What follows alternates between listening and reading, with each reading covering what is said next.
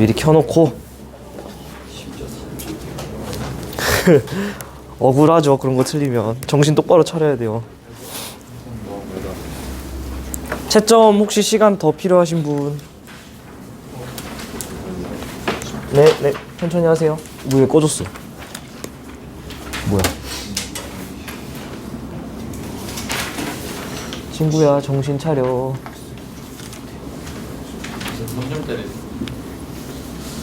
시우 그 옆에 거는 어제 거예요. 가져가면 돼요. 인식해, 친구야. 됐다. 채점.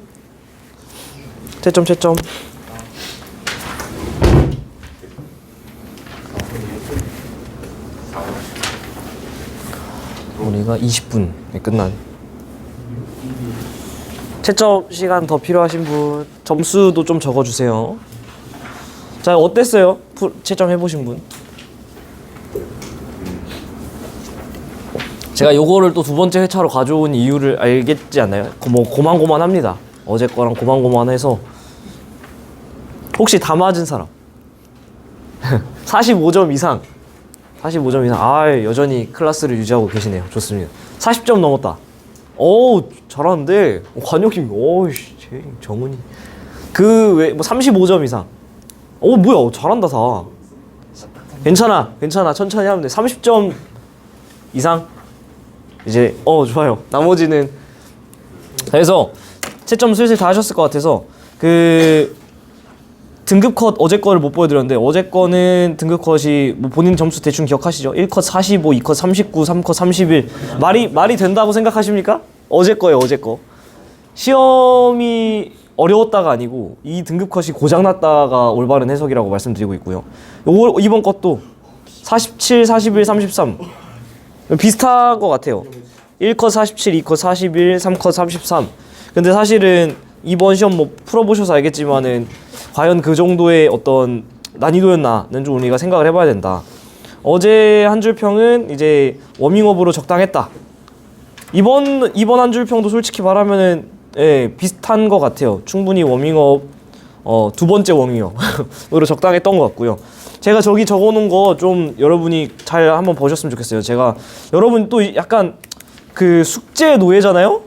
숙제를 안 내주면 또 공부를 안 하는 그런 변태 같은 습성이 좀 있으신 것 같아서 굳이 제가 내드리면 알아서 하는 걸 선호하지만, 본인이 45점 이상이다 그러면은 알아서 공부하세요. 셀프 복습하시고 워낙 잘하시는 분들이니까. 근데 개인적으로 좀 추천드리는 거는 문제편을 좀 풀어보시라. 문제편 아니어도 되니까 문제를 좀 더 많이 풀어보시라는 거예요. 기출문제 혹은 작년 수특이나 수완을 좀 알아서 풀어보셔라. 그리고 40점 넘는 분들 아주 잘하고 계신데 40점 넘는 분들은 어쨌든 간에 그래도 최소 3문제에서 4문제는 틀렸다는 뜻이잖아요. 그러니까 이거는 이제 올라가는 이 문제풀이 영상, 모의고사 문제풀이 영상 보고, 모의고사 문제풀이 영상 보고 인증 댓글을 좀 달아주세요. 이런 거 안 하면 또 안 하더만. 인증 댓글 그냥 봤습니다. 웃는 얼굴 나 봤다라는 거 좀 확인을 하고 계시면 되겠습니다. 어차피 여러분 유튜브 닉네임이 여러분 이름이 아니잖아요. 그러니까 누가 달았는지 어차피 몰라. 근데 왜 이렇게 하냐면 그냥 본인이 본인에게 좀 뭔가를 했다라는 인증을 남기는 방법을 우리끼리 좀 약속으로 하면 좋을 것 같아서. 그 외에 물론 뭐 30몇 점 이게 못했다는 뜻은 아닌데요. 이분들은 당연히 조금 더 공부를 할 필요가 있다라고 생각을 해요. 왜냐면은 최소한 4문제, 5문제 가량을 틀렸다라는 뜻이라고 생각이 되기 때문에. 그래서 이 모의고사 문제풀이 영상뿐만 아니라 그 올라가는 개념 영상 또 보고서 마찬가지로 인증 댓글을 좀 달아주시면 되겠습니다. 아시겠죠? 여러분 뭐 숙제 없으면 또 안 하는 그런 분들이 계신 것 같아서 이렇게 됐죠? 자, 그래서 바로 풀이 들어가도록 하죠. 그래도 이번에는 좀 잘 하신 것 같은데 그러면 어제보다는 조금 더 속도를 내서 빠르게 가보도록 하겠습니다. 1번 문제가 1번 문제긴 한데 자료가 굉장히 괜찮죠. 1번 문제 치고 자료가 굉장히 괜찮은데, 해령에서 제일 중요한 키워드는 2개가 있는데 뭐뭐게요? 그렇지. 대칭이라는 것과 해령에서 만들어진 해양 지각의 나이는 0살이죠. 0살. 해령에서 막 태어났으니까 열곡이나 해령에서 만들어지는, 이건 꼭 적어놓으세요 좀. 해령에서 여러분이 이 문제에서는 사실 푸는데 그렇게 큰 어려움은 없는데 이 영살이라는 키워드를 알아야 된다는 게 되게 중요합니다. 그래서 사실은 이 그림이 없다 손 치더라도 여러분이 이 표만 봤을 때 나이가 이렇게 가면 많아지고 해저 퇴적물의 두께도 이렇게 가면 두꺼워지잖아요. 그러니까 P0 부분이 아마 영살이 되는 부분, 요런 지점에 P0가 이렇게 있었겠다라는 걸 생각할 수 있죠. 그 퇴적물 두께는 단순히 뭐에 비례하죠? 단순히 나이에 비례합니다. 그럼 나이는 뭐에 비례하죠? 해령이 영살이라며. 그러면 해령으로부터의 거리에 비례하는 거지. 수심은 뭐에 비례할까요? 수심은 어디가 더 깊을까? 해령에 가까운 쪽, 먼 쪽. 먼 쪽이 더 나이가 많습니다. 이거 어제 다 개념 강의에서 설명 드렸던 건데 올해 수특, 그러니까 작년이 됐지만 작년 수특에서는 여러분들 그 수심도 다루고 있다는 걸 꼭 기억을 하셔야 돼요. 수심 제가 한번 띄워드리고 갈게요. 여러분 복습할 때 좀 편하시라고. 해저 확장설 부근에 여러 가지 증거들이 있는데 그 중에서 이 수심 내용도 나왔다라는 거. 한번 해보자. 해령은 나의 영살이자 대칭인 지점이잖아요.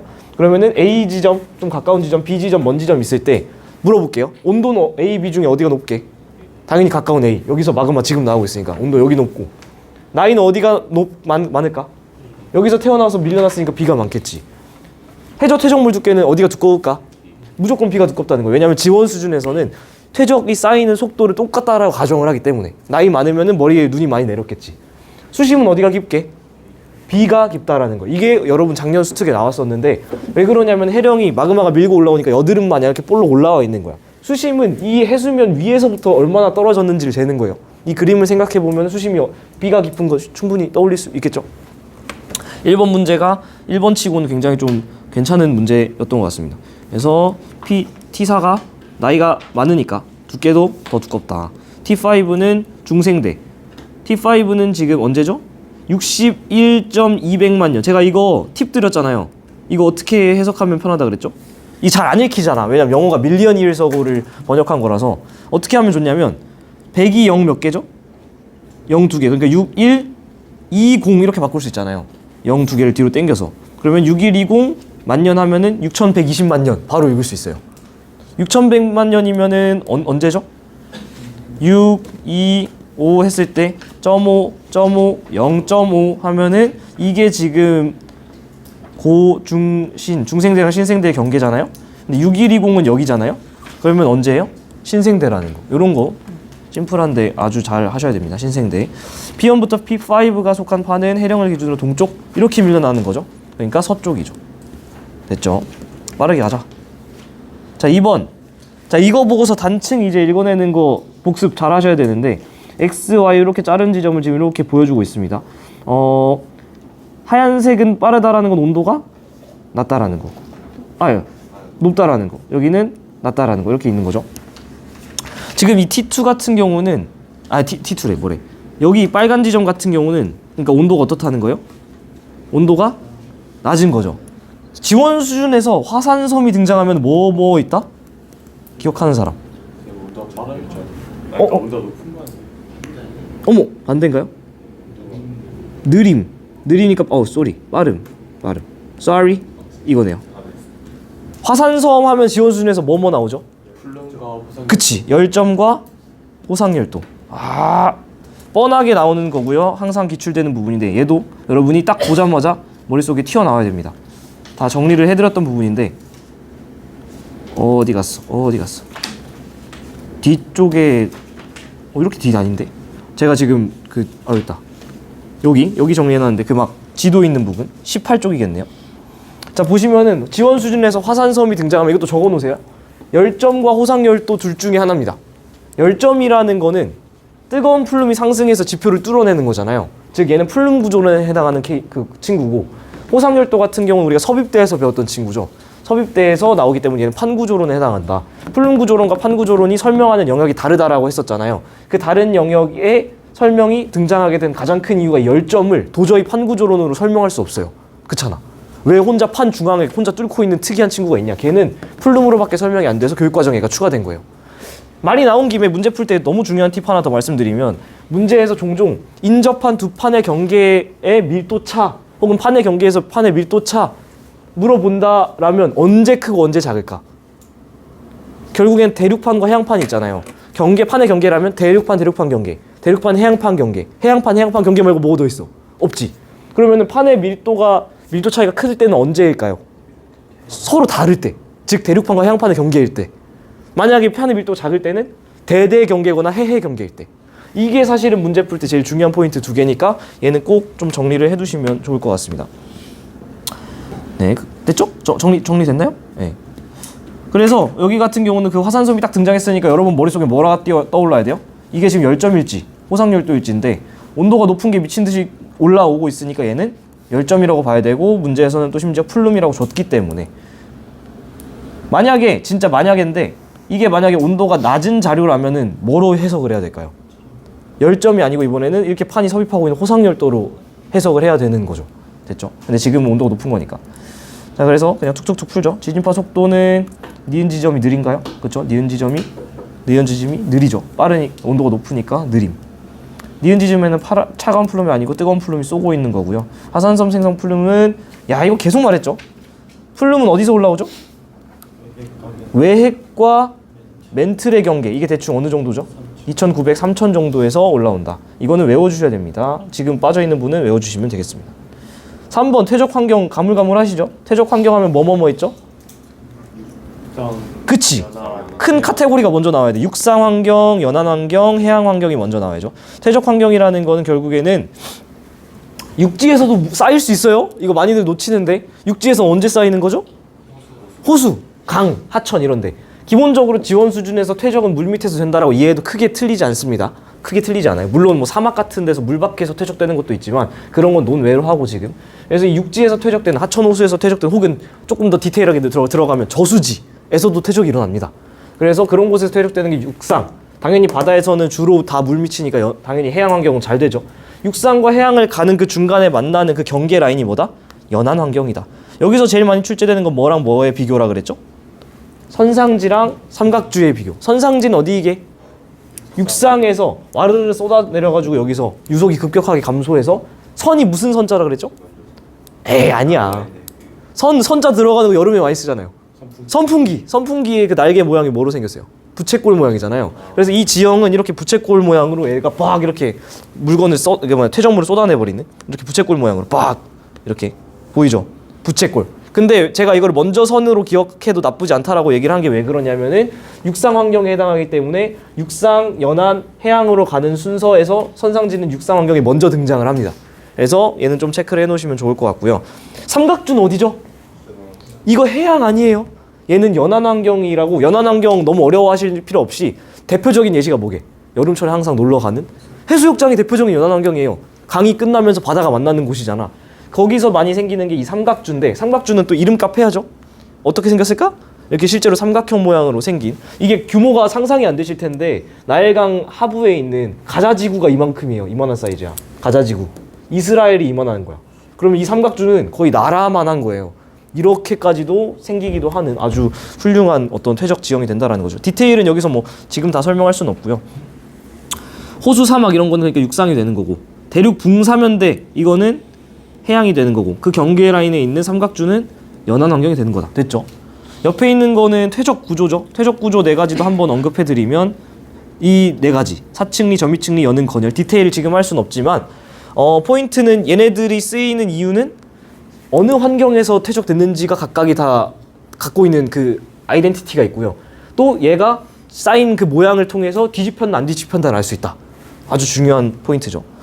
문제 풀 때 조금 작년에 강조를 했던 포인트는 이 사층리라는 친구는 여기에서는 여감에서는 사층리, 연은, 건열 같은 게 발견되기 힘들다라는 얘기를 했었던 기억이 납니다. A는 뭐죠? 저미층리죠. B는요? 사층리죠. 자, A 역전됐나요? 안 됐죠. 저미층리는 보통 어디서 퇴적되죠? 깊은 수심. 그래서 대륙대같이 깊은 곳에서 형성이 잘 된다. 사층리를 통해서 알 수 있는 건 뭐죠? 퇴적물이 공급된 방향. 자, 요 층은 어떻게 공급됐을까? 이렇게죠. 얘는 이렇게고, 얘는 이렇게고. 이런 거 다 체크를 잘 하셔야 될 겁니다. A는 니은에서 잘 생성되나요? A는 기역이죠. B를 통해 공급된 방향 방금 말씀드렸고요. 니은은 육상 환경에 해당하나요? 연안입니다. 땡. 슉슉슉.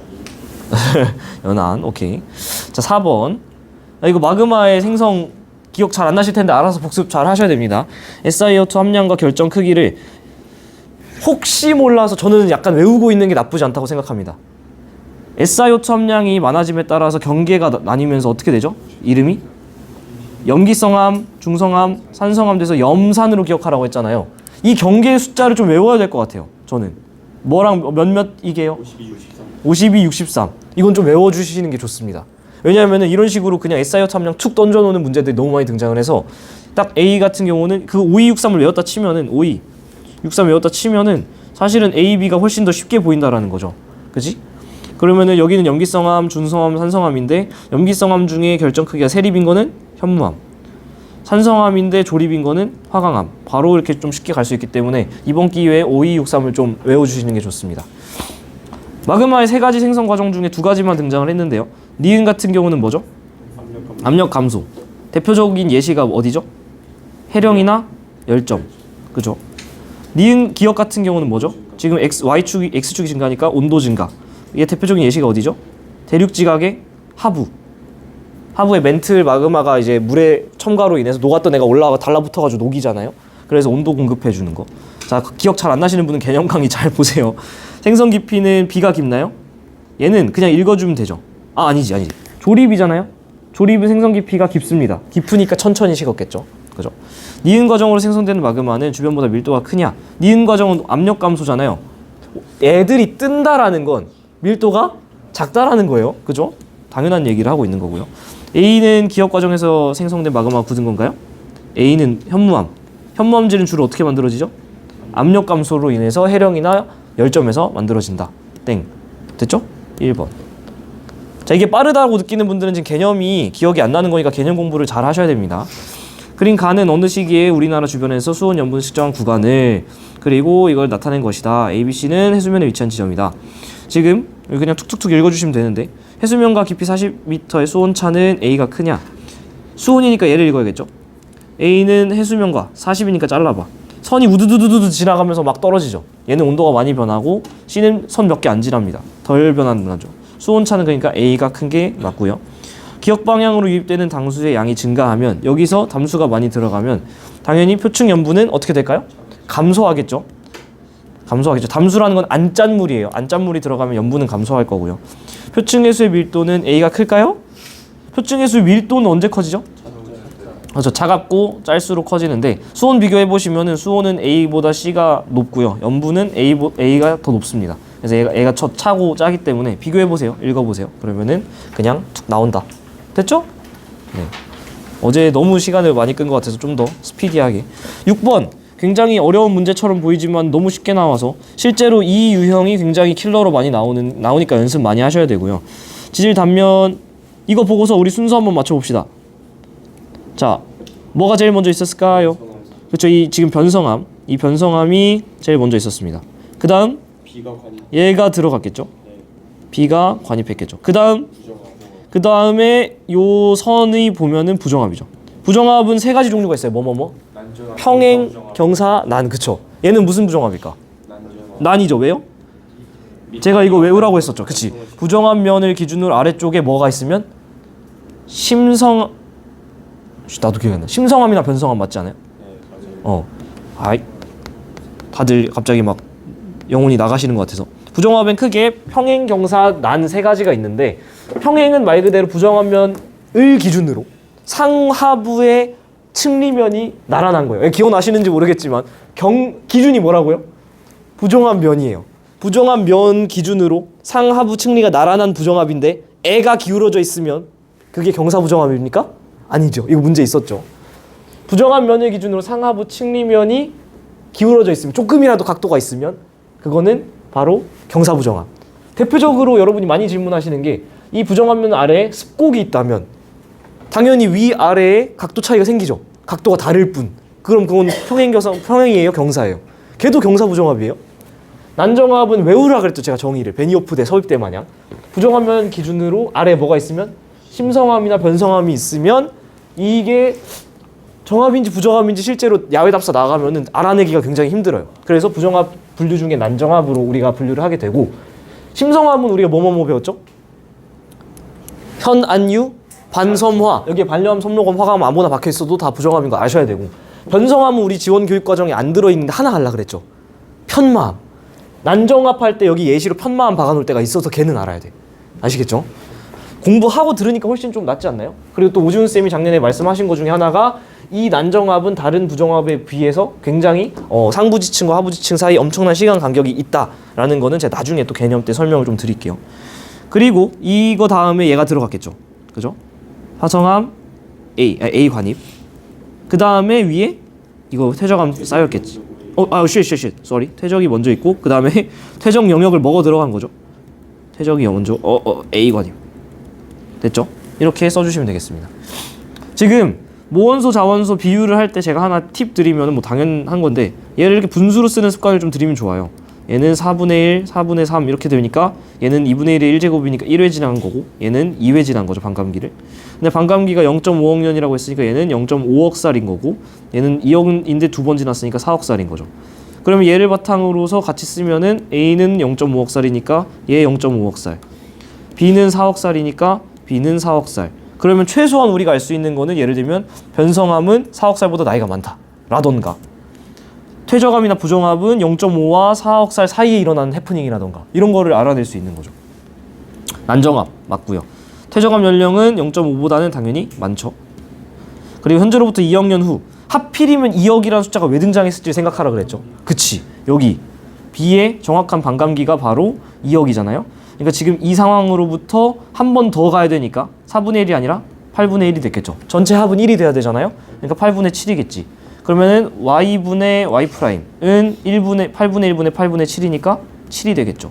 훨씬 쉽게 보인다라는 거 분수로 쓰면. 아마 이거에 니은 정도가 되게 헷갈리시지 않았을까? 라는 생각을 하는데 파충류 번성시기. 네, 한번 가보도록 하죠. 지질시대 고생대는 캄오실대 석패, 중생대는 트쥐 백이죠. 얘는 암모나이트, 육성층, 해성층, 바다에서 퇴적됐다는 거고 고생대의 삼엽층은 당연히 해성층. 얘는 중생대고요, 얘는 고생대고요. 빠르다? 외워야 됩니다. 외워야 되는 걸 안 외우고 계시기 때문에 빠른 거예요. A는 실루리학인가요? 맞고요. 바로 답이 나왔는데 B의 석탄기의 파충류 번성 이거 어떻게 풀었어요? 파충류 중생대. 그냥 잘 외우고 있네요. 저게 잘 기억 안 나는 분들은 이거 기억나요? 등장시기, 척추동물 출현시기, 척추동물 출현시기. 5대 석트쥐 아닙니까? 트쥐, 그치. 5대 석트쥐 그리고 뭐순이죠? 어양파포조죠. 어양파포조. 그리고 5대 대물종이 뭐죠? 5대 페트백. 얘가 5대 페트백. 자, 지금 이게 무슨 말인지 모르겠다. 여러분 외우셔야 됩니다. 자, 뭔 얘기하고 싶은 거냐면 파충류는 석탄기에 나왔죠. 근데 얘는 지금 석탄기에 번성했냐 물어보죠. 항상 출현하고 번성이 바로 일어날 수는 없어요. 보통 출현하면은 다음 대로 넘어가서 번성을 하기 때문에 최소한 이렇게 해서 풀 수도 있다라는 거죠. 간단하게 한번 또 여러분의 기억을 되살려 드리고자 한번 그래도 복습할 때 보시라고 제가 슬라이드를 한번 띄워드리면 뒤쪽이죠. 퇴적이니까. 퍼킹 화석. 퍼킹 화석. 네. 파충류는 여기죠. 석탄기에 나와서 보통 다음 기에 번성을 하게 된다. 이런 거. 네, 꼭 기억을 해주시면 되고. 화이팅 하세요. 저도 직전에 또 외우고 막 합니다. 맨날 까먹어서. 환기하는 C의 형성 고말중초인데 고말중초면 여기잖아요. 여기. C는 무슨? 여기는 중생대 말인데. A는 기억은 중생대는 A를 석탄기를 대표하는 말도 안 되고요. 기니는 육상이 아니고 해양이죠. 자, 8번. 아마 여기까지 하면 종이 칠 것 같은데 10시간 간격으로 최대 풍속 나타낸 것이고요. 최대 강도를 나타낸 것입니다. 자, 이거 너무 중요한데 사실 저 온대저기압, 열대저기압이 대기에서 제일 중요하다는 거 다들 동의하실 거예요. 근데 사실 문제 푸는 메커니즘이 너무 정형화돼 있어서 어렵지 않습니다. 특히 그 태풍에서 중요하게 보셔야 될 거는 풍향 변화 되게 중요하다 그랬죠. 위험 반원이냐 안전 반원이냐. 그리고 이 주어진 자료 활용하는 방법 이거 꼭 잠깐 멈춰놓고 다시 한번 복습해 보세요. 이 순서대로 어떻게 그 주어진 자료들을 해석을 해내느냐. 그 문제가 여기선 등장하지 않았지만은 아주 중요합니다. 그 중에서 여러분이 하도 여기 안 적어놨나? 내가 안 적어놨을 리가 없는데. 여기 있다. 하도 그 태풍이 발달했냐 약해졌냐 강화됐냐 약화됐냐 온대저기압이 강화됐냐 약화됐냐 물어볼 때 너무 어렵게 생각하는 것 같아요. 온대저기압, 열대저기압 걔네들은 이름이 뭐예요? 저기압이잖아요. 그럼 걔의 세력이 강해졌다라는 건 중심부 기압이 낮아졌다는 거죠.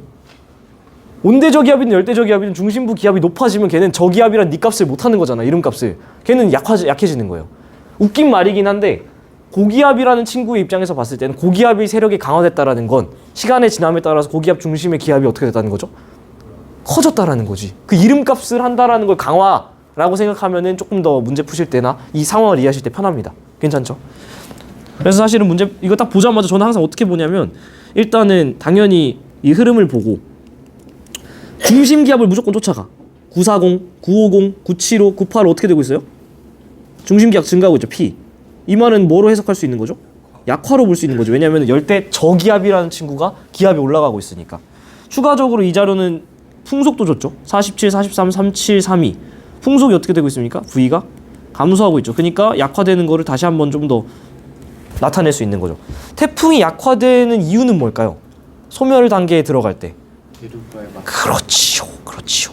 가장 심플하게는 여기 빨리 이것만 하고 마무리할게요. 온대저기압이든 열대저기압이든 얘네가 태어나서 움직이는 이유가 뭐죠?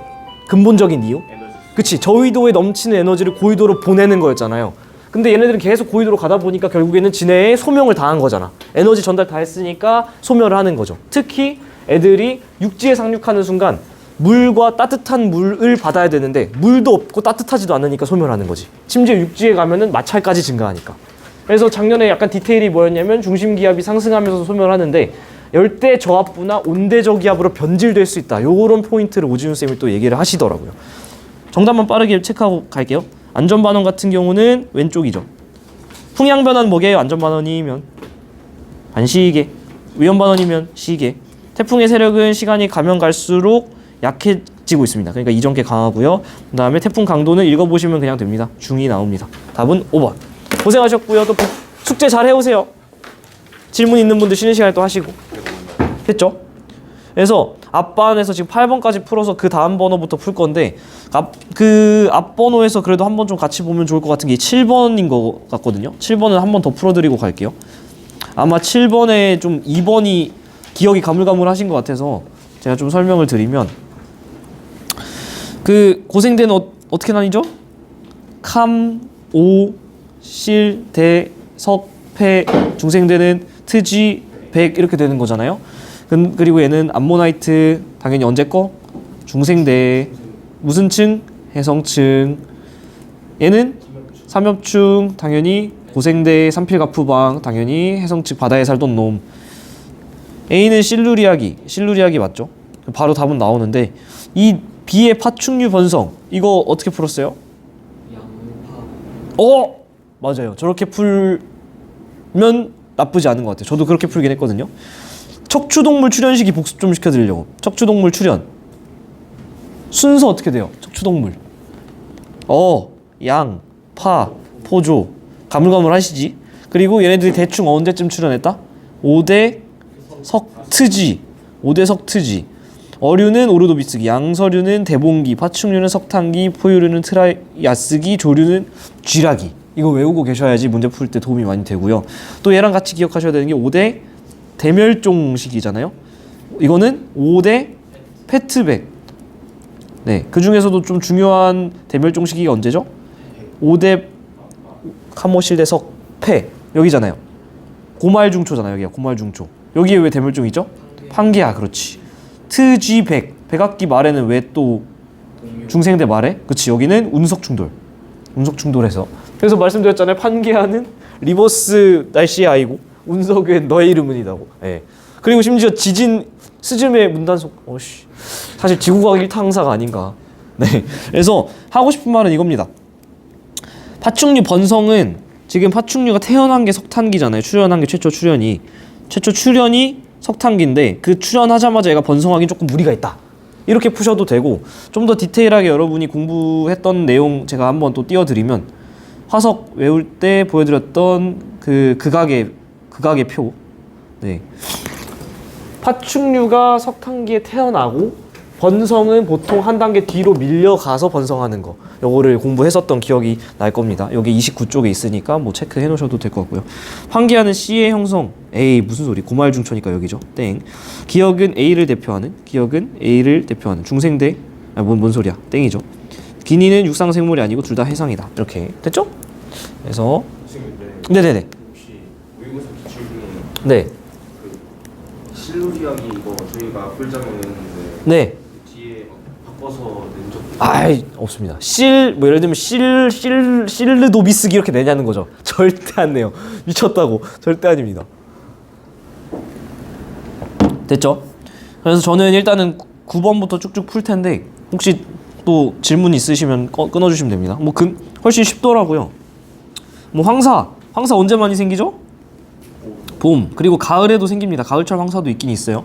이건 약간 상식적으로 제가 수업 시간에도 말씀드렸는데 봄이든 가을이든 둘 다 양쯔강기단이 작용을 하는 시즌이 있는데 왜 봄에 황사가 훨씬 많이 생기고 가을에 좀 덜 생기냐? 기억나요? 이거 제가 그치. 이 이전 계절이 뭐였느냐가 중요한 거예요. 봄 이전은 겨울이었잖아요. 겨울은 건조하니까 공기가 좀 더 뜨기 쉽겠죠. 이에 비해서 가을은 앞 계절이 여름이잖아요. 막 물 뿌려댔으니까 조금 더 촉촉하니 날아오기가 조금 힘들 수 있다. 그래서 그 황사 말 나온 김에 하나 보여드리면 악기상에 해당하는 거죠. 황사. 이거 오지훈 쌤이 말씀해주신 약간의 디테일인데 발원지에 상승 기류가 생겨서 상층 편서풍 타고 우리나라가 하강 기류 생길 때 배달될 수 있다라는 걸 설명드리면서 사실 조금 더 디테일은 고기압과 저기압이 세트로 다닌다라는 얘기 지투하실 분들이면 꼭 알고 계시면 좋은데요. 애가 고저 이런 식으로 세팅이 돼 있을 때 좀 잘 안 보이실까봐 고저 이렇게 세팅이 돼 있을 때 저기압 이게 몽골 쪽에서 저기압을 타고 이렇게 올라갔겠죠. 얘네가 세트로 움직이니까 얘네가 편서풍 타고 이렇게 같이 온단 말이에요. 근데 얘네들은 공기인 거에 비해서 얘네들은 고체 입자니까 약간 뒤처지겠죠. 애들이 약간 뒤처진단 말이에요. 따라오긴 따라오는데 얘네가 따라오는 속도보다 약간 뒤로 이렇게 처지면서 와요. 그러니까 먼지가 뒤로 좀 떨어지니까 여기서 떴던 저기압이 이렇게 왔을 때 고기압은 왔는데 먼지는 뒤쳐져서 얘가 이렇게 떨어지는 이런 방식으로 황사가 사실 전달이 된다라고 합니다. 얘가 출제된 적은 없는데 그냥 재밌어서 한번 알아놓으면 좋을 것 같고요. 상식상 그냥 말 나온 김에 말씀드리면 PM 10, PM 2.5 이거는 종종 약간 교육청 모의고사 정도는 출제가 되는 경향이 있더라고요. 그래서 PM이라는 게 뭐냐면은 Particulate Matter라고 해서 진짜 미세먼지를 그러니까 영어를 미세먼지로 이렇게 번역을 한 거죠. 10이라는 거는 최소한 10 마이크로미터보다 작은, 엄청 작은 거고 2.5라는 거는 2.5보다 더 작은. 이 감이 잘 안 오실 텐데 제가 수업 시간에도 한번 보여드린 적은 있거든요. 그 PM이 어느 정도냐? PM 10 뭐 이게 기사가 있던데 딱 바로 미세먼지 사이 크기 딱 보면은 이거다 이런 거 머리카락 여러분 잡아보시면 그 머리카락이 대충 50에서 70 마이크로미터 정도 된대요. 근데 PM10이라는 거는 그 머리카락에 5개가 들어갈 사이즈. PM2.5는 10의 또 4분의 1이니까 걔 또 4분의 1 사이즈. 이러니까 여러분이 미세먼지 막 농도 나쁨일 때 나가서 축구 차고 하면은 이제 폐를 희생해서 근육을 얻는 거죠. 네. 그러니까 뭐 원래 인생은 선택이니까 폐를 희생해서 근육을 얻겠다면 말리진 않겠습니다. 그래서 뭐 이건 그냥 읽어보시면 되죠. 부산이 더 적습니다. 왜 그럴까? 서울은 여기고 부산 여기니까 바로 앞에 있는 게 이거는 그냥 외워주셔도 상관없습니다. 그래도 데이터 꼭 확인하시는 습관은 들이시고요. 편서풍 영향 받는데 제가 방금 말씀드린 것처럼 뒤처진 입자가 떨어지는 좀 재밌는 메커니즘이고요. 그리고 이거가 전 디귿선지 풀 때 당연히 뭐 틀린 거 고온다습한 영향 우세한 건 여름이잖아요. 여름은 오히려 바람이 남동풍이 불어오는데 당연히 쉽게 땡 할 수 있는데 사실 엄밀하게 얘기하면은 봄철이 좀 우세하니까 양쯔강기단이면 고온 건조잖아요. 그렇죠? 그럼 이거를 고온 건조라고 바꿔야 되나? 그러면은 온난 건조하면 안 되나? 뭐 이런 생각이 들었는데 답지에서는 그래서 그냥 쿨하게 건조한 기단이라고 얘기를 했더라고요. 건조한 기단의 영향이 우세할 때. 근데 뭐 그냥 답을 내는 데는 지장이 없는 것 같습니다. 10번은 문제가 어렵지는 않은데 이 자료가 이런 류의 자료 해석이 지구과학에서 되게 중요한 자료 해석이죠. 경도 150도 2 이거 그 150도 웨스트 아니에요? 150도 2 이스트. 그래서 한번 연습 같이 해봅시다. 남북 방향 성분 이렇게 있을 때 남풍이라는 거는 이렇게 부는 바람이에요? 이렇게 부는 바람이에요? 첫 번째 거죠. 남쪽에서 불어오는 바람입니다. 이런 거 조심하셔야 돼요. 반대로 풀면은 그냥 바로 골로 갑니다. 지금 여기가 축, 항상 축 잘 봐야죠. 0이고 이쪽이 양수고 이쪽이 음수잖아요. 그런데 우리가 결국엔 여기 체크해놨다는 건 여기만 해석할 수 있으면 된다는 거겠죠. 문제 풀 때. 여기 지금 양수잖아요. 양수니까 남풍이니까 이렇게 직관적으로. B는 음수니까 직관적으로 이렇게 부르겠지. 동서방향 마찬가지로 해봅시다. 0 플러스잖아요. 플러스면 동풍. 여기는 지금 마이너스, 여기는 지금 플러스인데 여기는 플러스니까 동풍이니까 이렇게 불어오는 거죠. 동쪽에서 불어오는. 얘는 마이너스니까 서풍이잖아요. 서쪽에서 불어오는 이렇게. 그러면은 약간 얘와 얘를 더한 바람이 결국엔 불고 있는 거죠. 그럼 무슨 바람? 이렇게 위로 가는 바람과 오른쪽으로 가는 바람이 합쳐졌으니까 저 A 영역에서는 이렇게 불고 있는 바람이겠지. 그렇죠? 마찬가지로 여긴 아래 왼쪽이니까 아래 왼쪽으로 불고 있는 바람 합치면 이런 방향이겠죠. 그래서 A 영역에서는 무슨 풍이 불고 있는 거죠? 남서풍. B에서는 북동풍. 왜 이런 바람이 불까요? 까지 대답할 수 있어야 문제를 제대로 푼 거죠. 저 30도 여기에 뭐가 있죠?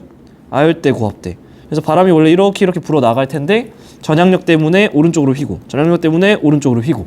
그래서 A 영역에서는 지금 뭐가 불고 있다? 이렇게 불고 있는 남서풍, 편서풍인 거죠. 이렇게 불고 있는 북동무역풍. 그지? 이렇게까지 분석을 하실 수 있으면은 완벽하게 푼 거다. A 구간의 해수면 부근에는 북서풍이 우세하나요? 남서풍이죠. 땡. B 구간에서 흐르는 거는 헤들리 순환의 영향을 받나요? 헤들리 순환은 어디부터 어디죠? 0에서 30도. 30에서 60은 페렐. 60에서 90은 극. 세 글자 두 글자 한 글자로 줄잖아요. 그렇게 기억해도 편하다. 그래서 B 구간 여기는 헤들리 영역이죠. 표층 수온은 A 구간보다 B 구간이 높나요? 당연히 높겠죠. 이거 어떻게 알아? 여기 지금 수온 정보 아무것도 안 줬는데. 그냥 그게 저위도가 에너지가 높겠지. 저위도가 그냥 에너지가 높고 고위도가 에너지가 좀 낮겠죠. 물론 막 해류 같은 거 봐야 되는 거 아니에요? 라고 보실 수도 있는데 해류로 본다 손 치더라도 난류가 이렇게 쿠로시오 난류가 이렇게 타고 올라가잖아요. 그럼 더 아래쪽에 있는 B가 아무래도 높지 않을까. 네, 이렇게 생각을 하고 푸시면 괜찮을 것 같습니다. 저 4번에 니은이 기억이죠. 모르겠어요. 어디요? 4번? 4번에 니은. 갑시다. 4번에 니은? 니은 기억? 이거? 오케이. 니은. 니은만? 니은. 니은만. 기억이죠. 니은 그냥 이거는 마그마가 올라가잖아요. 그렇죠. 압력 감소잖아요. 기본적으로 압력 감소하는 친구들은 왜 애가 올라갈까? 밀도가 작으니까. 그냥 지금 애가 압력 감소해서 뜨고 있다는 것 자체는 주변보다 밀도가 작다. 그쵸? 괜찮아요? 또 앞에 번호에서 좀 애매했던 거나 그런 거. 5번에 디귿. 에? 5번에 디귿이요? 표층해수 밀도는 언제 커지죠? 차고 짤 때. 수온 읽고 염분 읽으면 그냥 될 텐데. 근데 5번에 3번 네? 5번. 그죠? 그게 A가 크다. 미안. 답을 잘못 체크해놨네. 근데 그 A가 네. 덜 짜고 차갑고 B가 뜨겁고 짠데 A랑 C 비교하는 건데요? A랑 C 비교. A랑 C를 봐도 한번 볼까요? A는 수온이 요거잖아요. C는 요거고. 그러면 수온 비교해봤을 때 A가 더 낮죠. 얘는 지금 33.4. 염분 봤을 때는 C는 이거 아래로 가면은 염분이 커지잖아요. C는 지금 염분이 더 작은데? 그래프 읽는 거. 이 선을 잡고 여기로 가면 지금 증가하고 있으니까 위로 가면 감소죠. 됐나요? 네. 또 앞에서 애매했던 거. 네. 그리고 쭉쭉쭉 갈게요. 또 11번. 11번 대서양 어느 해역 이거 그냥 중심적 외워야 되죠. 여기 중, 여기 심, 여기 저 순이죠. 평균 밀도는 C가 크다. 정답. 제일 아래 깔려 있고 등밀도선으로도 읽어줄 수 있죠. 4,000m 지점에는 중층수, 4,000m에는 저층수죠. 그죠? 저층수 제일 밀도 큰. 그리고 평균 이동 속도는 이 심층이 더 느리죠. 제가 러버덕 얘기했던 거 기억나죠? 러버덕 표층 타는 건 금방금방 가는데 심층은 조금 느리게 간다. 오랜만에 또 우주입니다. 외부 은하랑 후퇴 속도. 어머, V랑 R이 등장했으면 여기서의 기울기는 허블 상수겠죠. 딱 봐도 허블 상수는 H는 A, B 중에 누가 더 클까요? 더 가파른 A가 크겠죠. 그러면 얘를 뒤집은 우주의 나이는, 그러니까 엄밀히 말하면 광속으로 등속 팽창했다고 가정했을 때 우주의 나이죠. 누가 더 크게요? 분모가 더 작아지는, 그죠? 분모가 더 작아서 값 자체가 커지는 B. A에서 허블 상수 구해보시면 그냥 500 나오죠? 기울기 하나 잡아주면 되잖아요. 10분의 5천 하면 되니까 항상 단위 조심. 후퇴 속도가 5000km/s인 거리를 구해봐요. 5000 찾아. 여기에서 쫙 이어주시면 거리는 누가 더 크게 나오죠? B가 더 크게 나온다. B가 더 멀다. 허블 법칙으로 계산한 우주의 나이는 아까 말씀드린 것처럼 B에서 더 많다. 됐죠? 자, 13번. 이런 자료 해석도 잘 해주셔야 되는데, 뭐 스펙트럼 분석이죠. A0, G0, K0. 근데 다 뭐죠? 5. 그쵸? 얘네 셋 다 주결성이라는 거. 한마디로 하나 크면 다 크다. 그래서 OB, A, F, G, K, M순이니까 표면온도 순대로 A0, 5 여기 쓸게요. 표면온도 순대로 이제 모든 게 다 정렬이 되겠죠. 수명만 반대. 가는 뭘까요? 가 A. 이거 가려놔도 사실 바로 A0인 거 알 수 있습니까? 어떻게 알 수 있죠? 이 수소흡 수선이라고 체크해 준 게 너무 진하게 잘 나타나고 있죠. 이게 바로 A0, 5 바로 찾아줄 수 있고요. 그 다음에는 어떻게 할 수 있는 거죠? 그치? 그 다음에 얘는 소거됐으니까 넘어가고 결국 얘네 두 개를 찾아주시면 되는데 반지름이 얘가 크네요. 그러면은 주결성이기 때문에 얘가 다 크겠지. 그럼 남아있는 G랑 K 중에 더 큰 값인 G0가 여기 있을 거고 K가 여기 있을 거고. 됐죠? 확실하게 우리가 알 수 있는 거는 여기에 들어갈 빈칸은 4보다 크겠고 여기에 들어갈 거는 0.58보다 그치 작겠고 얘는 니은보다 작겠고 이런 식으로 어떤 순서를 정해줄 수 있다. 왜? 주결성이니까. 그죠? 가는 A0, 5 맞고요. 기억은 짧다 맞고요. 광도는 나가 16배냐. 제가 계속 말씀드리지만 숫자가 갑자기 툭 튀어나오면 이 숫자가 왜 등장했는지부터 시작하면 된다 그랬잖아요. 이 16이라는 숫자는 어디서 나왔을까요? 그쵸? 지금 딱 여기 보시면은 얘가 사람 말이죠. 내가 딱 4배 차이 난단 말이죠. 나가 가에 비해서. 근데 우리 알다시피 L은 R제곱과 T의 제곱을 비례하는데 반지름이 4배라면은 딱 정확히 16배 차이가 날 텐데 문제는 그 주결성이니까 얘도 같이 커지죠. T도 더 큰 값이 들어가서 4제곱이 될 거잖아요. 그러니까 16배보다는 확실히 크다라는 건 알 수 있습니다. 정확히 언제인지 얼마인지 모르겠지만 괜찮죠? 만약에 얘 R만 커지면은 정확히 16일 텐데 주결성이랑 다 같이 커져서 얘도 같이 커진다. 네. 그리고 14번 엘니뇨 라니냐 문제는 결국엔 정형화돼 있어서 되게 어려워 보이지만 한 번만 마스터하면은 그냥 너무 쉬워요. 다윈과 타이티에서 측정한 기압이에요. 기압은 항상 수온의 반대니까 조심하셔야죠. 자, 그리고 나는 A, B 중 한 시기에 착정한 거고요. 엘라 중에 하나다. 한마디로 매칭하라라는 거죠. 다윈과 타이티를 외워야 되나요? 사실은 외워놔도 나쁠 건 없는데 여기에서 사실 위치를 줬죠. 다윈이 그러니까 무슨 자료라고 보면 되죠?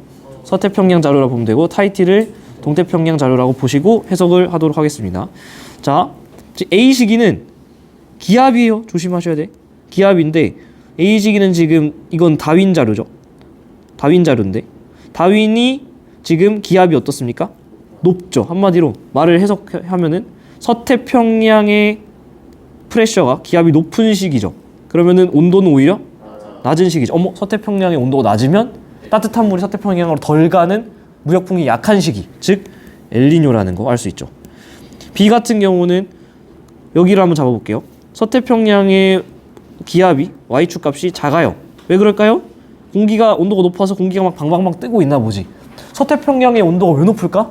무역풍이 겁나리 세게 불어줘서 따뜻한 해수가 다 서쪽에 처박혀 있는 무슨 시기? 라니냐 시기. 그럼 이 둘 중에 나는 무슨 시기일까요? 중요한 거. 제가 수특 3점 문제 수환이었나? 3점 문제 그 상승기류 막 있는 문제 있잖아요. 거기서 뭐만 보라 그랬죠? 상승기류 위치만 보시라고 말씀드렸어요. 기억 안 나는 분들은 문제 좀 풀어보시면 좋을 것 같고 이 상승기류 위치만 보는 게 되게 중요합니다. 그래서 이거 뭐 하강기류에 현혹되지 마시고 상승기류가 지금 상대적으로 어디에 있죠? 치우쳤죠, 동쪽으로. 이건 그러니까 뭐죠? 무역풍이 약한 엘니뇨 시기라고 보시면 되는 거지. 여기서 생기는 그 순환 이름이 뭐라 그랬죠? 워커 순환. 아, 좋습니다. 워커 순환은 엘니뇨 때 그래서 마찬가지로 약화된다라는 거. 뭐 이런 것도 그냥 디테일로 알고 계시면 될 것 같아요. 끝났죠? 나는 A시기, 나는 A시기 맞고요. 그리고 B시기의 강수량은 적냐? B시기 라니냐 때 타이티니까 어디야? 타이티니까 동태평양이죠. 라니냐 때 집어넣고 읽어요. 동태평양 강수량 물어보는 거죠. 라니냐 때 동태평양 강수량. 라니냐 때 동태평양은 수온이 낮으니까 강수량은 적겠죠? 타이티 어디라고요? 아씨, 나도 계속 읽으면서 봐야 돼. 동태평양의 수온과 다윈 서태평양 수온, 동태 수온분의 서태 수온은 B시기 집어넣어. B시기는 뭐야? 라니냐 때 크냐 물어보고 있죠. 라니냐 때 동태평양 수온은 낮고, 그쵸? 서태평양 높고. 그러면 분모 작고 분자 크니까 라니냐 때 크겠지, 그쵸? 항상 집어넣고 읽으면 결국에는 모든 문제가 똑같은 문제가 돼버립니다. 15번 그냥 새로운 자료인데, 제가 여러 번 말씀드렸지만 최근 기후변화 그 문제에서는 실제 데이터 해석 능력이 더 요구되지, 막 열수지 계산하고 이런 문제는 잘 안 나온다라고 말씀드렸죠. 그래서 연간 이산화탄소 배출의 변화량, 뭐 우리 이거 수행평가에서 한 거 아닙니까? 뭐냐 RCP 몇 막 이러면서 이산화탄소의 뭐 증감을 막 했었죠. 이 나자료가 조금 저도 처음 보는 신기한 자료인데, 육지랑 해양이 흡수한 그 누적량과 대기 중에 남아있는 이산화탄소량, 결국에는 제일 많이 배출하는 시기를 봤을 때 해양과 육지가 이만큼 먹어줬음에도 불구하고 아직도 대기에 이만큼이나 많아요, 뭐 이런 얘기를 하고 싶은 거잖아요. 그치? 여러분이 그래도 잘 아시는 분들이고 관심 있는 분들이니까 약간 말씀드리면, 그러면 이산화탄소가 어떻게 이 해양이나 육지에 저장될 수 있는지 알고 있나요? 옛날 교육과정에서는 얘기를 했었는데 지금은 얘기하지 않고 있긴 하거든요. 해양은 그냥 말 그대로 그냥 용해되어 있는 거죠. 이산화탄소가 용해되어 있는데, 그 용해되어 있다가 결국에는 해양에도 이산화탄소를 포함할 수 있는, 함유할 수 있는 그 양은 한정돼 있을 거잖아요. 그게 다 넘치면 포화되면 어떻게 될까? 아니요, 대기로 다시 보내지 않아. 이미 대기에서 포화돼서 여기로 왔잖아. 땅으로 가지. 땅으로 가면 뭐가 되는 줄 알아요? 이게 석회암이에요. 석회암, CaCO3잖아. CaCO3는 사실 CA2 플러스랑 뭐야? 맞나요? 오랜만에 CO3 E-, 여기에 사실 CO2가 들어있는 거잖아요. 그렇죠? 그래서 석회암이 결국에는 이 대표적인 이산화탄소의 저장 공간이고요. 실제로 이 양을 추적해 봤을 때 제일 많은 이산화탄소가 있는 곳은 지권이에요. 땅에 이산화탄소가 제일 많이 있어요. 그래서 어떻게 보면 석회암을 캐내거나 화석연료를 캐내서 계속 다시 대기로 돌려보내는 거는 순환 사이클이죠. 순환 사이클인데 지구에 있는 탄소 양 자체는 정해져 있는데 문제는 대기로 계속 보내니까 문제라는 거예요. 기후변화. 그래서 변화율은 그냥 읽어주시면 되죠. A가 훨씬 가파릅니다. 경사가. 그래서 B에서 작고요. 2080년에 온도는 C에서 낮겠죠. 이거 읽어주시면 되는데 80년에 보시면은 이산탄소 배출이 좀 더 적으니까 아무래도 낮을 거고요. 이거는 읽어주시면 되는데 결국에는 대기 중에 남아있는 거는 분모에 들어가는 건 얘네고 분자에 들어가는 건 얘네인데 읽어주시면은 A, B, C 순으로 점점 커지죠. 맞나? 맞죠. 그냥 읽어주시면 괜찮을 것 같습니다. 자, 16번. 제가 이거는 문제 자체는 어렵지는 않아요. 광도 변화를 내가 이렇게 쭉 가다가 아마 여기서 이제 거성화가 되는 거죠. 광도가 이렇게 팍 튀는 거 보면은. 그리고 헬륨 핵이 이미 있다라는 것. 얘는 거성 단계에 육박했을 거라고 볼 수 있습니다. 태양의 절대 등급은 맞네. 묻고 B시기에 큰가요? 광도가 크다라는 건 등급은 작은 거죠. 그러니까 반대니까 땡. 나는 B시기일까요? 그렇죠. 왜냐하면 A시기는 주계열성이고 둘 중에 하나 중에 결국엔 골라줘야 되기 때문에 이렇게 헬륨핵이 존재하고 있는 것은 아무래도 이쪽일 거다. 그죠? B시기 이후에 태양의 주요 에너지원은 탄소 핵융합 반응. 맞아요? 태양은 탄소 핵융합 반응을 하지 않습니다. 그쵸? 이렇게 풀어야 되죠. 시간을 어떻게 줘도 태양은 탄소 핵융합 반응하지 않아요. 탄소 핵에서 끝나잖아요. 그래서 결국엔 백색 외성으로 가니까. 그쵸? 네. 여기서 우리가 조금 전공이나 디테일하게 들어가서 여러분이 알아주시면 좋을 거. 그러니까 뭐냐면 이거예요. 이 부분. 제가 이거 여러 번 말씀드리기도 했었는데 주기율은 정력 평형 상태라 굉장히 안정하다라고 여러 번 말씀드렸잖아요. 하지만 주기율 단계 내에서도 광도가 증가합니다. 천천히. 주계열 내에서 사이즈가 상대적으로 일정하다라는 거지 걔가 아예 변화가 없다는 뜻은 아니에요. 실제로 주계열성은 시간이 감에 따라서 이렇게 증가하는 걸 알고 있으면 여러분이 자료 해석할 때 좀 더 편할 수 있습니다. 나선 은하랑 타원 은하를 순서 없이 나타낸 건데 당연히 얘가 타원, 당연히 얘가 나선. 타원은 E, 나선은 S, 가는 타원. 성간물질은 주로 어디 있다고요? 팔에 있다고. 가의 진화? 무조건 틀렸어요. 그죠? 툭툭툭 풀리죠? 18번 수업 시간에 다 했던 겁니다. 보물, 암물, 암에 어떻게 시작하라고요? 현재 우리 외우고 있어야 되잖아요. 현재 제일 적은 거 뭐예요? 보물. 그 다음 암물. 그 다음 암에 어떻게 되죠? 비율이? 암에 70, 암물 25, 보물 5. 이거대로 하면 그냥 다 풀리죠. 현재 요소 비율은 이건 뭐야? 그냥 읽어주시면 되죠. A는 암흑물질 맞죠? 그 다음에 B는 현재 가속 팽창시키는 요소인가요? 그렇죠. 됐지. 이제 여기까지 하고 네 마무리하도록 하겠습니다. 고생하셨습니다. 자, OMR 내고 가주세요. 사실 19번 시작하기 앞서서 저는 여기에다가 좀 이거 좀 적어 놓으세요. 2024년 수특 9강 3.5번 이렇게 적어 놓으세요. 그러니까 여러분이 보셨던 그 수특 935 9강 3.5번 이게 뭐냐면 935 9강 3.5번이 뭐냐면 제가 너무 중요하다고 했던 요거 영상 5번 보시면 돼요. 제가 곰돌이 들고 있는 요 영상 5번 보시면 어떤 거를 설명해 드리냐면 보신 분들이면 아실 텐데 막말로 이 자료 그냥 주고서 여기 다 가려놔도 뭐가 뭔지를 찾을 수 있는 방법을 알려드렸어요. 그래서 그 강의 이 9강 3.5번 수특 9강 3.5번을 좀 보시면서 이거를 좀 정리를 해놓으면은 아직까지는 그렇게 빡세게 출제된 적은 없지만 분명히 여러분들한테 큰 자산이 될 거라고 생각을 합니다. 19번 가겠습니다. 여러 가지 탐사 방법을 활용을 했는데요. 그 중에 식현상과 미세중력 렌즈를 좀 가려놨네요. 항상 기준을 잡아야 되죠. 1이 지구니까 여기. 질량 지구 1 여기.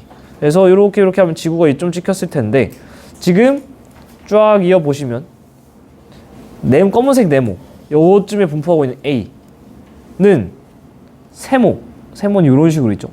세모. B 보다 어떤 특징이 있죠? 훨씬 더 지금 공전궤도 반지름이 짧은 그죠? 이거가 누구라 그랬죠?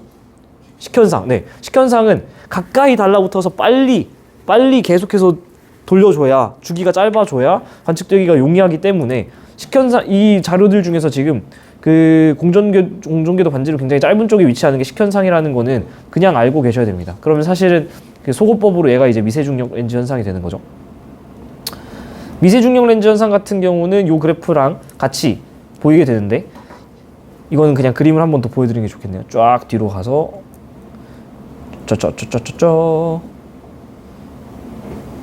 어디 갔어? 미세중력 렌즈 현상. 여기서 우리가 지금 보고 있는 별은 A별이에요, B별이에요? 뒤에 있는 B별을 보고 있는 거예요. 근데 그 앞으로 우리가 B를 보고 있는데 그 앞으로 어떤 천체가 지나가면 원래 빠져나갔어야 될 빛이 시공간의 왜곡으로 인해서 휘어서 우리 눈으로 들어오게 되는 현상이 중력 렌즈 현상이죠. 그래서 결국에 우리가 알게 되는 외계 행성 탐사법에서 얘를 배우잖아요. 우리가 알고 싶은 그 외계 행성은 보고 있던 별에서의 행성이에요? 아니면 그 앞에 지나가는 별의 행성이에요? 그렇죠. 앞에 지나가는 별이 끌고 오는 행성의 정보를 알게 되는 겁니다. 그래서 요것도 아주 중요한데요. 요거 한번 복습하면 딱 깔끔할 것 같습니다. 우리는 그래서 이런 시간에 따른 별의 겉보기 밝기 그래프를 줬을 때 시간에 따라서 별 B 만약에 그냥 아무것도 없었으면은 그 별의 밝기는 별다른 일 없이 일정하게 유지가 될 거예요. 그렇죠? 근데 B를 보고 있는데 그 앞에 어떤 천체가 지나가면은 빠져나갈 빛을 모아주니까 갑자기 내가 보고 있던 녀석이 한번 쫙 올라갔다가 또 감소하게 되는 이런 일이 일어나게 되는 거죠. 그래서 별 A에 의해서 더 밝게 관측이 되는 이게 바로 중력 렌즈 현상인데 여기서 우리가 알 수 있는 거는 최대 피크를 찍을 때 바로 원래 보던 B랑 가운데 낀 A가 딱 일직선이 일직선 그 나란하다라고 표현을 하니까 나란하다라고 볼 수가 있겠고요. 근데 이 노란색으로 된 거 외에 작은 피크가 또 올라오는 피크가 올라오는 거는 바로 뭐 때문이냐면 내가 보고 있던 거 앞에 지나가던 얘가 끌고 있는 행성 때문에 그 미세한 행성의 작은 중력 때문에 살짝 올라가는 거라는 거죠. 그래서 뒤따라오는 행성 혹은 뭐 앞에 있던 행성 때문에 미세하게 밝기가 상승하는 거를 우리가 중력 렌즈 현상이라고 한다. 약간 오개념 생길까봐 제가 다시 한번 말씀드리면 얘네 두 개를 비교해 봤을 때 상대적으로 얘가 미세하다는 거지, 얘도 즉 별 하나가 유발하는 것도 미세 중력 렌즈긴 해요. 우리가 흔히 말하는 중력 렌즈 현상은 은하 규모 수천억 개 별의 집단이 일으키는 거기 때문에 사실 얘 자체도 굉장히 조금 올라옵니다. 굉장히 조금. 네, 뭐 어쨌든 간에 그래서 이 정도면 개념 복습은 다 된 것 같고요. 어느 별 S의 밝기, 그러니까 이건 S의 밝기인데 이 S는 쉽게 말하면은 우리가 보고 있던 뒷별이라는 거죠. S. 그리고 이 앞에 지나가는 녀석이 끌고 있는 행성 때문에 이 기억이 나타났다는 거고, 우리가 조금 더 디테일하게 분석을 해보면 딱 요 4일차쯤 됐을 때 지금 이 앞에 지나가는 별과 우리가 보고 있던 S가 나란하지 않았겠느냐. 같은 맥락에서 기억과 S가 거의 나란했을 때는 바로 이 시기이겠죠. 그래서 A를 활용한 방법, 즉 식현상을 활용한 방법은 1의 1보다 작은 거를 우리가 읽어낼 수 있고요. 그리고 나는 B를 이용한 방법, 나는 B, 그쵸? 그리고 기억은 별 S를 공전하는 행성, 우리가 보고 있는 얘를 공전하는 행성이 아니고 그 앞에 꼽살이 낀 녀석의 행성 때문이다. 됐죠? 요걸 좀 잘 보시면 좋을 것 같아요. 20번, 이게 자료가 특이합니다. 일단 문제를 풀게요. 문제는 굉장히 쉽게 풀리는데 요 문제를 풀면서 약간 이상하다라는 생각을 하신 분이 있을 것 같아요. 한번 얘기를 해보죠. 주기혈성, 한마디로 하나 크면 다 커. A, B 중심으로부터 거리에 따른 생명 가능지대의 지속 시간을 봤더니 처음 보는 자료겠죠. 중심으로부터 거리 이렇게 멀어집니다.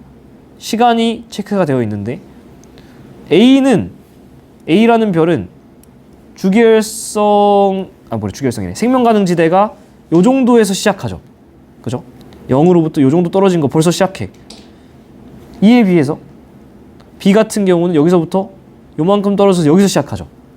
그러면은 생명 가능지대 하면 우리가 딱 떠올려야 되는 게 두 개 있죠. 만약에 중심별의 광도가 커지면 어떤 일이 벌어진다? 생명 가능지대가 뒤로 밀려나고 또 폭은 커지고. 그죠? 이거 두 가지로 해결할 수 있잖아요. 이 맥락에서 봤을 때 사실 우리가 바로 비교할 수 있는 게 뭐죠? 중심별의 광도는 누가 더 크다? 더 뒤로 밀려난 곳에서 시작하는 B가 더 크다. 실제로 이렇게 하고 봤을 때 폭의 입장에서도 설명이 돼야 되는데 폭이 좀 잘 티가 안 나요. 잘 안 보여서 그냥 우리가 시작하는 점의 위치로서 설명을 해주면 된다. 됐죠? 굉장히 그래프가 복잡하게 생겼지만 결국에는 그림으로 보는 게 아니라 축 잡고 읽으면 별거 없습니다. 나는 A 또는 B가 한마디로 둘 중에 하나인지 맞춰달라는 건데 생명 가능지대의 변화인데요. 지금 시간이 이렇게 흘러감에 따라서 생명 가능지대가 지금 점점 어떻게 되고 있죠? 뒤로 밀려나고 있죠. 그리고 심지어 폭도 증가하고 있죠. 우리가 알다시피 주결성에서 진화를 함에 따라서 광도가 점점 커지잖아요. 그게 잘 나타나 있는 자료가 바로 이 16번 가자료죠. 16번 가자료는 요만큼이 주결성이고 이후에 주결성 이후 단계인데, 여러분이 이거 공부 좀 하신 분들이면 잘 기억하셔야 되는 게 주기열 단계에서도 그 광도의 미미한 증가가 있긴 합니다. 네. 그래서 어쨌든 간에 요 단계에서도 그렇고 이 이후 단계에서도 그렇고 생명 가능지대는 점점 뒤로 밀려나고 폭도 커져야 된다는 거를 우리가 알 수 있습니다. 그렇죠? 그래서 결국에는 이 나자료랑 A, B 둘 중에 뭔지를 매칭을 해야 되는데 저는 이게 눈에 들어오더라고요. 아무래도 피크인 지점, 꼭대기인 지점. 만약에 A라면 뭐 어렵게 생각할 필요 없네요. 폭 여기서 한 0.8 AU 정도에서 지금 생명 가능지대가 시작해야 되는데 얘는 지금 0.8 AU에 생명 가능지대가 있지도 않아요. 그러니까 너무 뻔하게 지금 얘는 A가 안 된다라는 걸 알 수 있고, 조금 더 디테일하게 해석이 들어가면 그러면 B라는 건데 B는 대충 요 정도 1.3 AU 정도에서 시작해야 되는 것 같아요. 보니까 한 1.3 AU에서 시작하고요. 또 특히 피크가 되는 요 지점이 딱 정확히 2 정도인데 2 AU. 얘는 지금 쫙 올려봤을 때 대충 한 80억 년 가까이 유지가 돼야 됩니다. 아니나 다를까 쫙 해서 한 요 정도까지, 요 정도의 기간 동안 80억 년가량의 기간 동안은 유지가 되고 있는 걸 또 알 수 있죠. 일단 여기까지 하면 문제 푸는 데는 지장은 없습니다. 별의 질량은 B가 작냐? 얘가 하나 크면 다 크지. 땡. 다 커요. 기억에서 생명 가능지대의 지속 시간은 B가 짧느냐? 기억에서니까 딱 저 부분을 선을 그려서 읽어주시면 되죠. 뭐 다 풀었으니까 지우면 딱 여기서 봤을 때 이거는 B의 자료고 항상 이렇게 쓰는 게 좋습니다. 실수 방지로. 요거는 A의 자료죠. 그러면은 누가 더 나이가 많냐면 B가 더 많습니다. 그래서 지속 가능 시간은 B가 더 깁니다. 나는 아까 말씀드렸다시피 B의 자료다.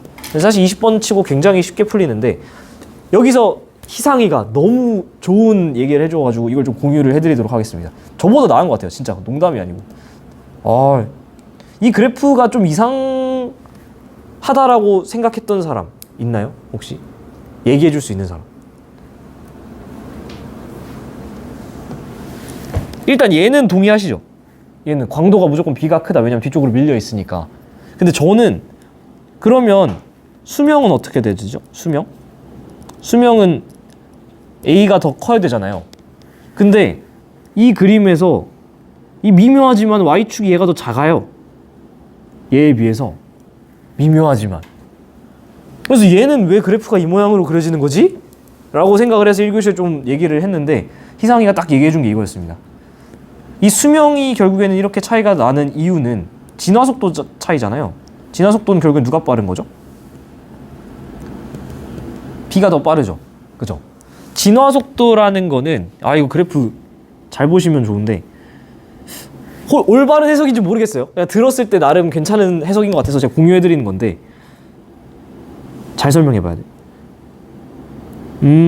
이 기울기에 집중했더라고. 요 기울기, 요 그래프.